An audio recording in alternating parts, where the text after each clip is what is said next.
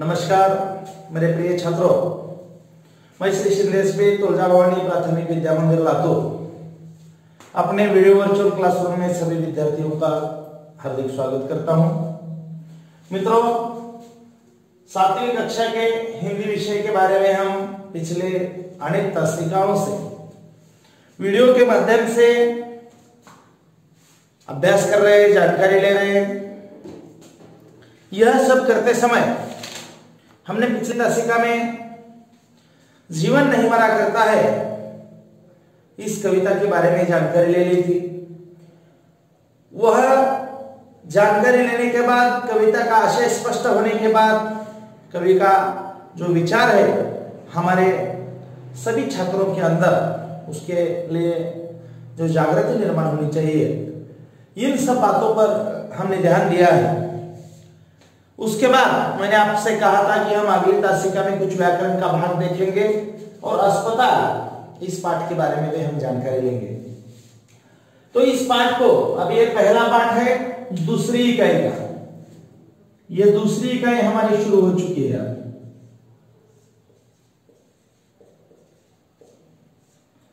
तो इस दूसरी इकाई में जो हम शुरुआत करने वाले हैं, इससे पहले जो व्याकरण का हमारा भाग है उसके बारे में जानकारी लेना भी हमारा कर्तव्य बनता है। पिछले सभी पाठों के, कविताओं के नीचे जो व्याकरण आता था उसके बारे में हमने जानकारी ले ली है। पिछले ही तासिका हमने उद्देश्य, विधेय, उसके बारे में जानकारी ले ली थी।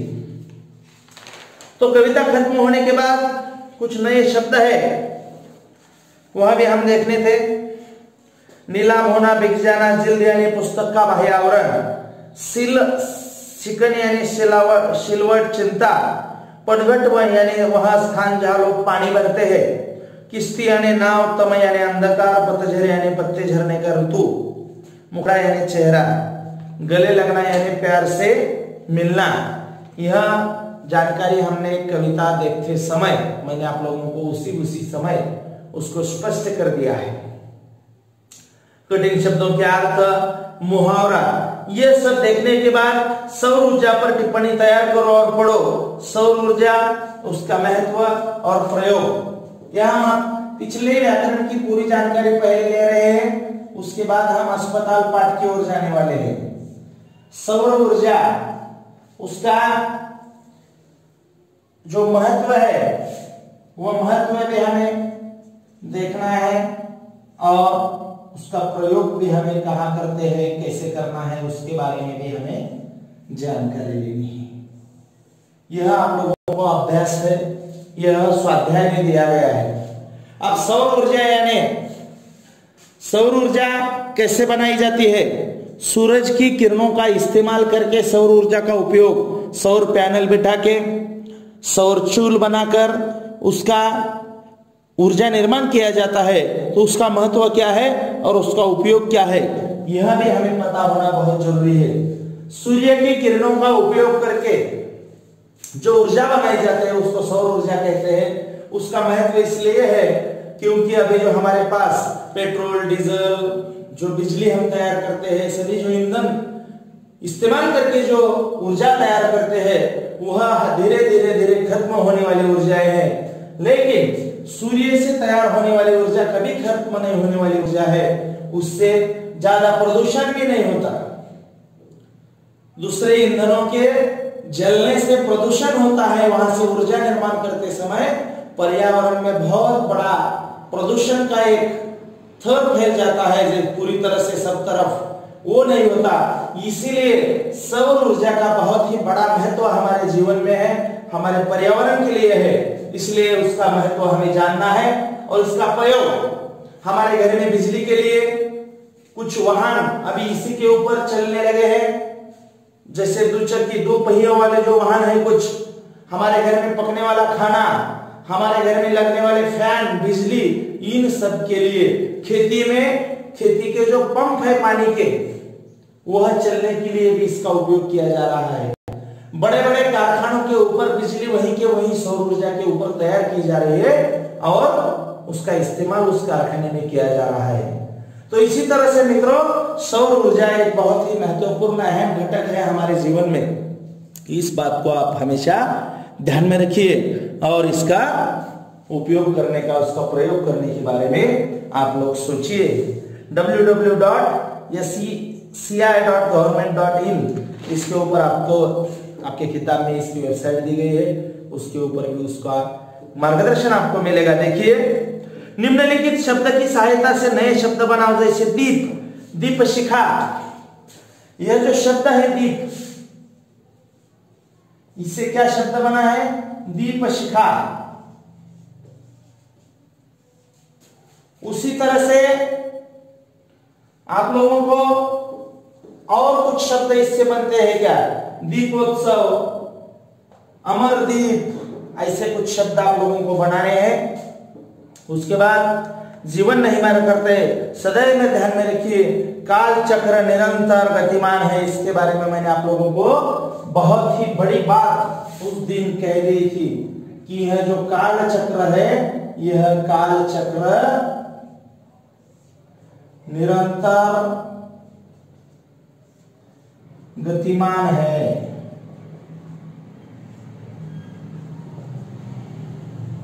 इस काल चक्र को कोई नहीं रोक सकता। हर मर्ज की दवा है काल, समय, और यह हमेशा ही चलता रहता है। समय किसी के लिए नहीं रुकता मित्रों, इसलिए काल चक्र निरंतर है।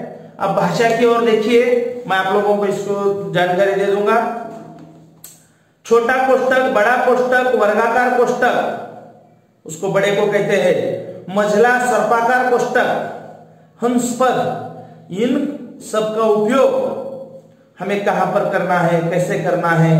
अब देखिए, कोष्टक यानी कंस, यह छोटा कंस हम कभी कभी किस कहां पर इसका इस्तेमाल करते हैं, ये छोटा वाला छोटा कोष्टक। उसके बाद बड़ा वर्गाकार कोष्टक, गणित में हम ज्यादातर इसका इस्तेमाल करते रहते हैं। ऐसे होने के बाद ऐसे करते हैं हम, बड़ा।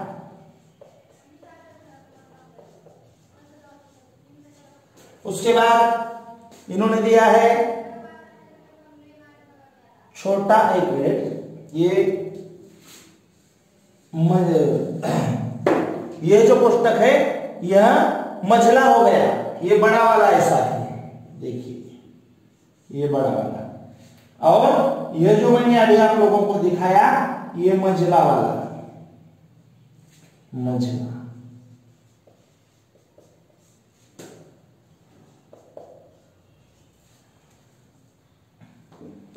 तो देखिए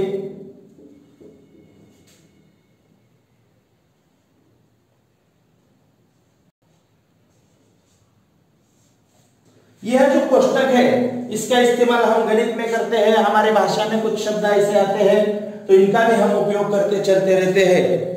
बड़े कोष्टक को वर्गाकार कोष्टक कहते हैं और मझले कोष्टक को सर्पाकार कोष्टक कहा जाता है। उसके बाद एक हंसपद यानी ऐसा एक चिन्ह है, ऐसा, इसको हंसपद कहते हैं, हंसपद, इसका इस्तेमाल भी किया जाता है। तो देखिए क्रम सूचक अक्षर अंक संवादमय लेखों में हावभाव सूचित करने के लिए कोष्टकों का उपयोग किया जाता है, छोटे कोष्टक का। उसके बाद सागर आश्चर्य से आप सब मेरा इंतजार कर रहे हैं, निम्न प्रश्न हल करो, उसके प्रश्न का क्रमांक देने के लिए छोटा कोष्टक। बड़ा कोष्टक रविंद्रनाथ टैगोर का अनुदित शब्द का पर्यायी शब्द बताते हैं वहां पर। देखो आपका पत्र, नमूना ड, वो पत्र का प्रकार बताने के लिए बड़ा कोष्टक, उसके अंदर ड बताने के लिए और छोटा कोष्टक। अस्मी ने सुंदर भेंट कार्ड बनाया, ये जो हंसपद है, ये हंसपद कुछ अक्षर अगर हमारा भूल से गलती से रह गया होगा तो उसको बताने के लिए हंसपद इस्तेमाल करते हैं और ऊपर वह शब्द अक्षर लिखा जाता है, वह शब्द लिखा जाता है यहां पर आप लोगों को। उसके बाद मझला कोष्टक यानी गोदाम, निर्मला, गबन, प्रेमचंद जी के प्रसिद्ध उपन्यास है, एक ही व्यक्ति के कुछ बातें बताने के लिए इसका इस्तेमाल किया जाता है। उचित विराम चिन्ह लगाओ, ऐसा कुछ आपको बताया जा सकता है। आप इसको अच्छी तरह से देख सकते हैं, इसको आप अच्छी तरह से पढ़ सकते हैं। छोटा कोष्टक, बड़ा कोष्टक, मंझला कोष्टक और हंसपद कहाँ कहाँ पर इसका ये देखिए, छोटा वाला, ये बड़ा वाला, ये मंझला वाला और ये हंसपद, ये कहाँ पर इस्तेमाल किए जाते हैं उसके छोटा कोष्टक, बड़ा कोष्टक, मंझला कोष्टक, हंसपद और उचित विराम चिन्ह का उपयोग करो।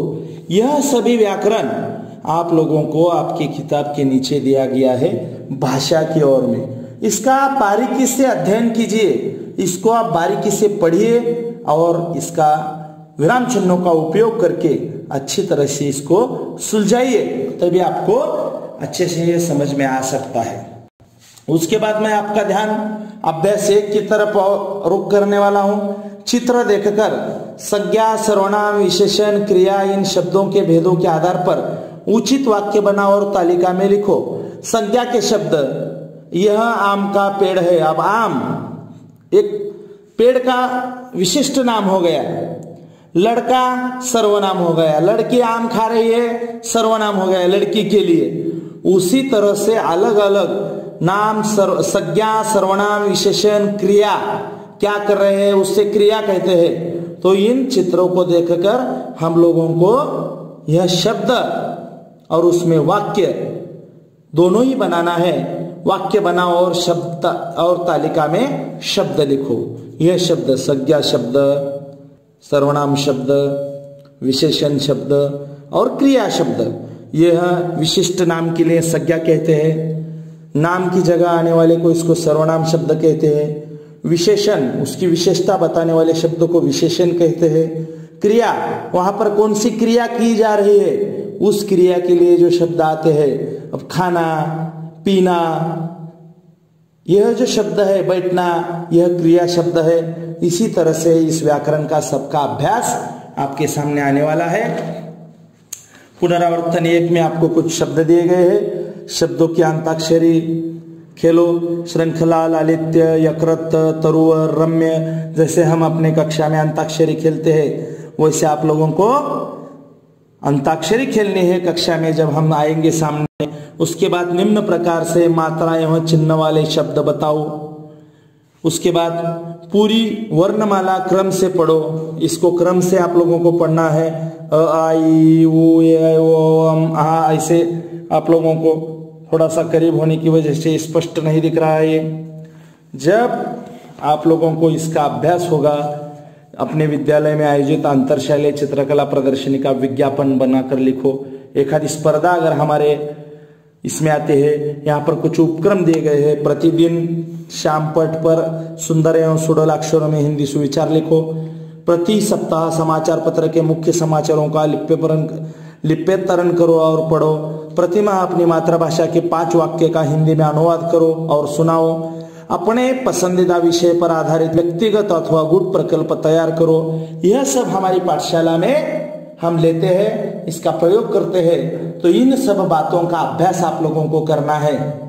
अब आप बोलेंगे सर हमें तो अस्पताल पाठ पढ़ाने वाले थे, लेकिन मैंने आपको पहले ही बता दिया था ये पूरा व्याकरण और पहली इकाई को हम पहले खत्म करेंगे। अब आते हैं हम अपने अगले मुद्दे की ओर, जो हमारा मुद्दा है अस्पताल। मित्रों, आज आप लोगों को दूसरी इकाई की शुरुआत करते समय आज की तासिका में जो मैं आपको बताऊंगा वह यही बात है कि आपको पान नंबर 27 इसके ऊपर जो चित्र दिया गया है यहां का निरीक्षण आप लोगों को करना है।